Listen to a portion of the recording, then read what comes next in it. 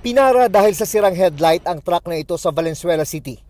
Pero nang inspeksyonin, may napansin ang mga operatiba ng PNP Highway Patrol Group. Ang banggit po ng driver ay ito daw po ay used oil lang. Ang tumatapon, no?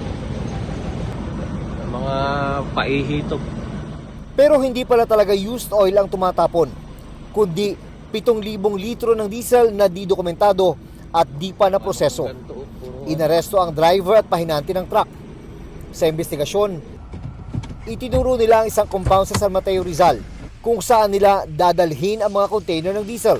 Nadiskubre roon ang 8,000 litro naman ng diesel na di rin dokumentado at di pa na proseso at nakalagay sa mga container at 4 na tanker truck. Sa kabuuan, 15,000 litro ng diesel ang nakumpiska na nasa 2 milyong piso ang halaga. Lumalabas ding bagsakan ng mga hinihinalang nakaw na diesel ang compound mula sa iba't ibang bahagi ng Metro Manila. Mula roon ay dinadala ang diesel sa mga probinsya at bote-bote kung ibenta sa mga gilid ng kalsada. Imbaka na lang mismo itong 4 na tanker. Talagang paihi style na lang siya, ginigripuhan na lang. Afterwards, ibigay sa para ilipat sa mga bareles.